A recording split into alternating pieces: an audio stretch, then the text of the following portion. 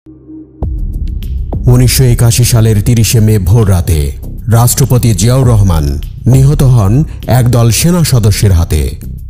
ঘটনার আগের দিন তিনি চট্টগ্রাম গিয়েছিলেন তার প্রতিষ্ঠিত দল বিএনপির স্থানীয় নেতাদের বিরোধ মেটাতে।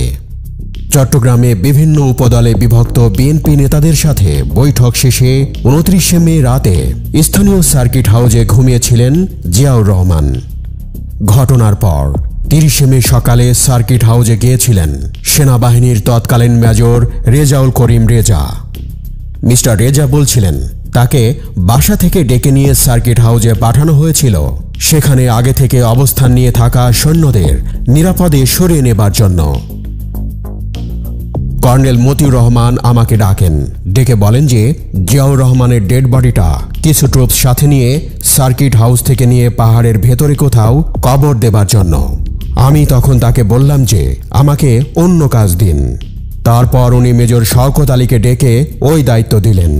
তখন আমাকে ডেকে বললেন যে তুমি এদের সাথে থাকো এবং সাথে যাও, গিয়ে সার্কিট হাউসে প্রেসিডেন্ট গার্ড রেজিমেন্টের সৈন্যদের নিয়ে আসবে।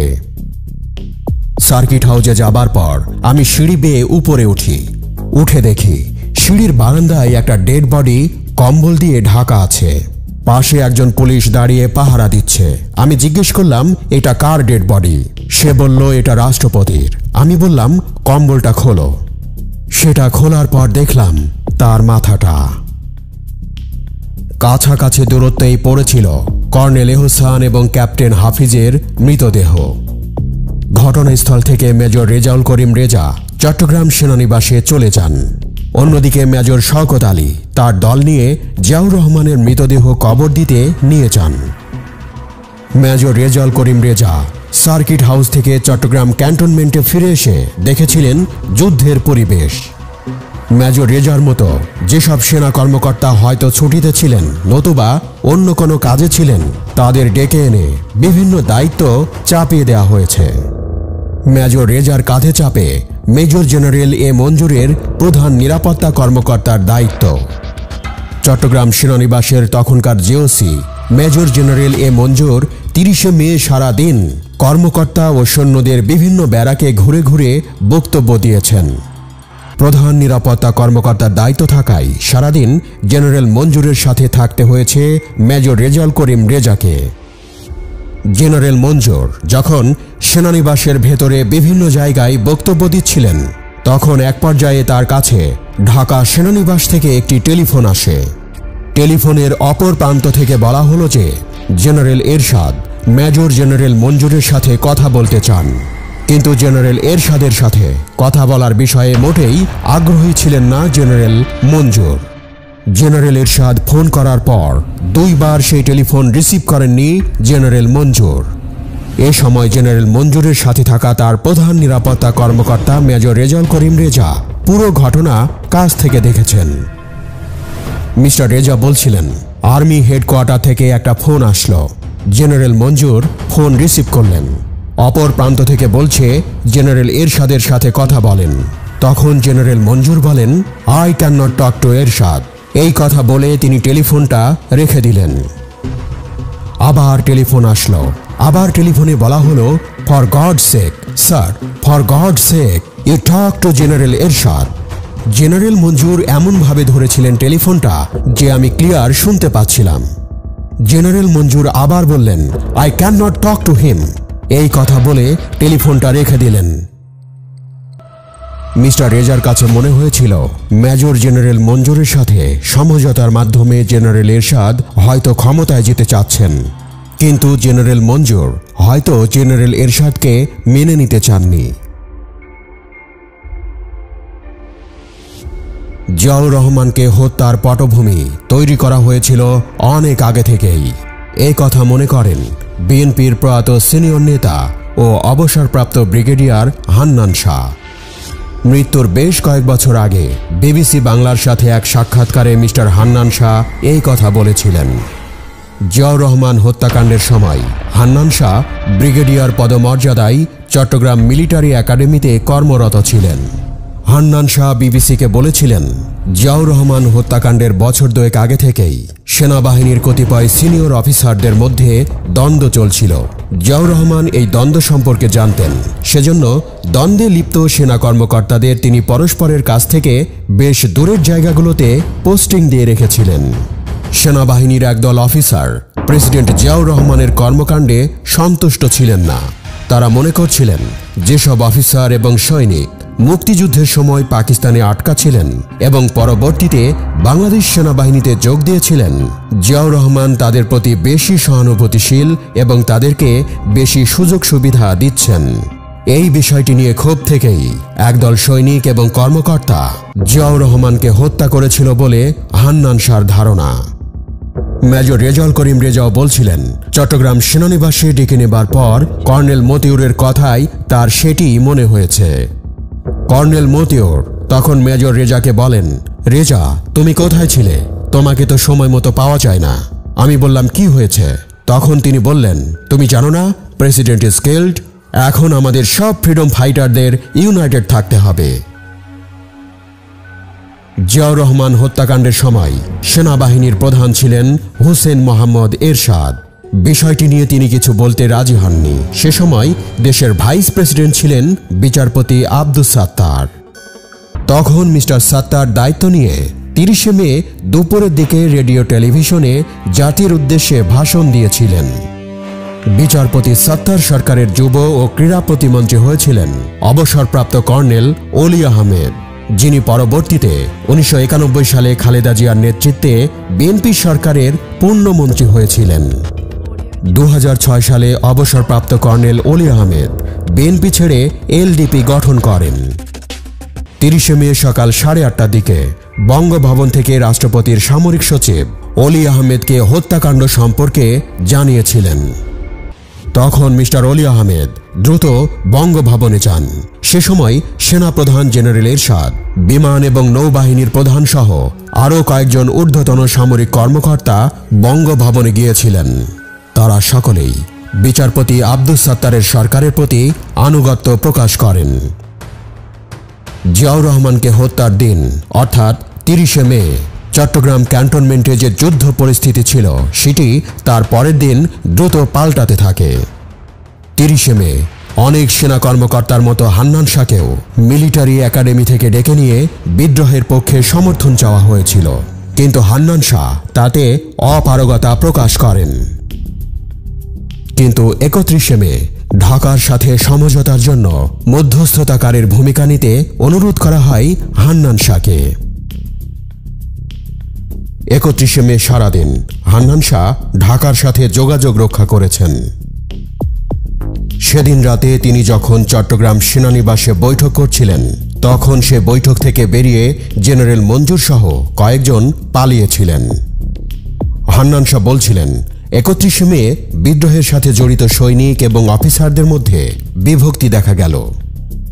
বিদ্রোহীদের পক্ষ ত্যাগ করে অনেকেই বিচারপতি সাত্তার সরকারের প্রতি আনুগত্য প্রকাশ করেন। এসব খবর পেয়ে জেনারেল মঞ্জুর বিচলিত হয়ে পড়েন। পরিস্থিতি আঁচ করতে পেরে চট্টগ্রাম ক্যান্টনমেন্ট ছেড়ে পালিয়ে যান জেনারেল মঞ্জুর ও আরও কয়েকজন সেনা কর্মকর্তা। সে রাতের বর্ণনা দিতে গিয়ে হান্নান শাহ বলেন, 31 মে রাত 11টার দিকে জেনারেল মঞ্জুরের বাসা থেকে হঠাৎ একটি ফোন এলো। তিনি আমাকে এবং আরও কয়েকজন কর্মকর্তাকে বসিয়ে রেখে ওনার অফিস থেকে বাসায় গেলেন, কিন্তু ঘণ্টাখানেক পরেও তিনি ফিরে এলেন না। এমন অবস্থায় অন্য অফিসারদের তাদের কর্মস্থলে পাঠিয়ে দিয়ে আমি আমার কর্মস্থল মিলিটারি একাডেমিতে ফিরে আসলাম। ইতোমধ্যেই আমি জানতে পারলাম জেনারেল মঞ্জুর তার পরিবার নিয়ে এবং অন্যান্য বিদ্রোহী অফিসাররা পার্বত্য চট্টগ্রামের দিকে পালিয়ে গেছে। মেজর জেনারেল মঞ্জুর এবং কর্নেল মতিউর রহমান যে গাড়ির বহরে পালিয়েছিলেন, সেখানে ছিলেন মেজর রেজাউল করিম রেজা। কিছু দূর অগ্রসর হয়ে একটি পাহাড়ি এলাকায় পৌঁছানোর পর সামনে গোলাগুলির শব্দ শুনতে পান তারা। তখন তারা লক্ষ্য করেন সামনে কিছু সৈন্য পাহাড়ের দিকে ছোটাছুটি করছে। সে সময় জেনারেল মঞ্জুর গাড়ি ঘুরিয়ে ফেলার নির্দেশ দেন, কিন্তু তাদের বহনকারী গাড়িটি হঠাৎ বিকল হয়ে পড়ে। তখন তারা অন্য আরেকটি গাড়িতে করে পেছনের দিকে চলে আসেন। সেখানে একটি গ্রামে তারা গাড়ি থেকে নেমে হাঁটা শুরু করেন। এলাকাটিতে একটি চা বাগান ছিল। জেনারেল মঞ্জুর তখন চা বাগানের এক কুলির বাড়িতে যান, কারণ তার সন্তানরা ছিল ক্ষুধার্ত।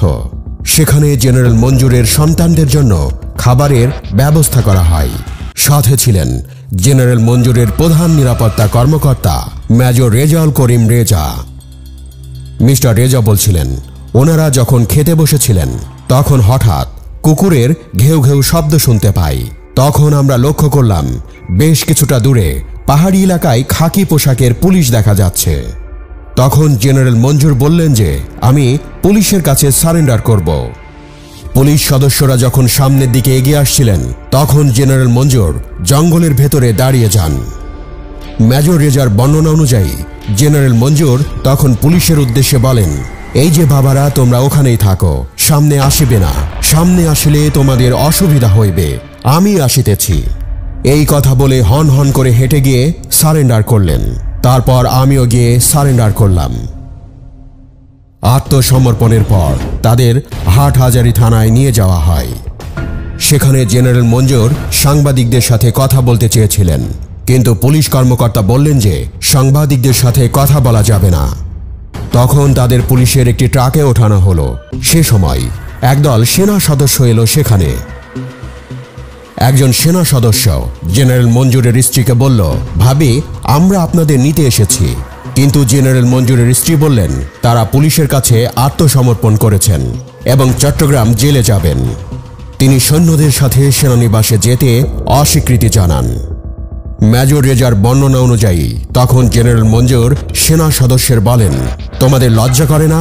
তোমরা সব ঘটনা ঘটাইলা, তোমরা আবার সারেন্ডার করলা, তোমরা এসো আমাকে ধৈর্য নিতে, যাও, আমি তোমাদের সাথে যাব না। সে সময় একজন নায়েব সুবেদার এসে জেনারেল মঞ্জুরের হাত ধরে টেনে গাড়ি থেকে নামিয়ে আনে এবং তার হাত ও চোখ বেঁধে ফেলে। জেনারেল মঞ্জুরকে ধরে নেবার পর হত্যা করার অভিযোগ রয়েছে। এই নিয়ে একটি হত্যা মামলা বিচারাধীন রয়েছে। হুসেইন মোহাম্মদ এরশাদ সেই মামলার অন্যতম আসামি। অন্যদিকে পালানোর সময় গুলিতে নিহত হয়েছিলেন কর্নেল মতিউর রহমান।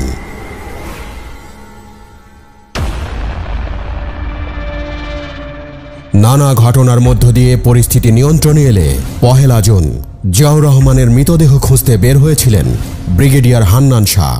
তার সাথে ছিলেন কয়েকজন সিপাহী এবং ওয়্যারলেস সেট এবং একটি স্ট্রেচার। তারা কাপ্তাই রাস্তার উদ্দেশ্যে রওনা হয়েছিলেন। তারা একটি অনুমানের উপর ভিত্তি করে নতুন কবরের সন্ধান করছিলেন। তখন একজন গ্রামবাসী এসে তাদের জিজ্ঞেস করেন যে তারা কি খুঁজছেন। ব্রিগেডিয়ার হান্নান শাহ এসে গ্রামবাসীকে জিজ্ঞেস করেন সেনাবাহিনীর সৈন্যরা সেখানে কোনো ব্যক্তিকে সম্প্রতি দাফন করেছে কিনা। তখন সেই গ্রামবাসী একটি ছোট পাহাড় দেখিয়ে জানালেন কয়েকদিন আগে সৈন্যরা সেখানে একজনকে কবর দিয়েছে। তবে সেই গ্রামবাসী জানতেন না যে কাকে সেখানে কবর দেয়া হয়েছে। গ্রামবাসী দেওয়া তথ্য অনুযায়ী হান্নান শাহ সৈন্যদের নিয়ে সেখানে গিয়ে দেখেন নতুন মাটিতে চাপা দেয়া একটি কবর। সেখানে মাটি খুঁড়ে রাষ্ট্রপতি জিয়াউর রহমান এবং আরও 2 সেনা কর্মকর্তার মৃতদেহ দেখতে পান তারা। তখন প্রেসিডেন্ট জিয়াউর রহমানের মৃতদেহ তুলে চট্টগ্রাম সেনানিবাসে আনা হয়। সেখান থেকে হেলিকপ্টারে করে জিয়াউর রহমানের মৃতদেহ ঢাকায় পাঠানো হয়। বিএনপি নেতা হান্নান শাহ মনে করেন জিয়াউর রহমানের হত্যাকাণ্ডের সঠিক বিচার না হওয়ায় ঘটনা নিয়ে রহস্য রয়ে গেছে। সে সময় বিদ্রোহের অভিযোগে 18 জন সামরিক কর্মকর্তার বিচার করা হয়েছিল। এদের মধ্যে 13 জন সেনা কর্মকর্তার ফাঁসি এবং বাকিদের বিভিন্ন মেয়াদে কারাদণ্ড দেওয়া হয়েছিল।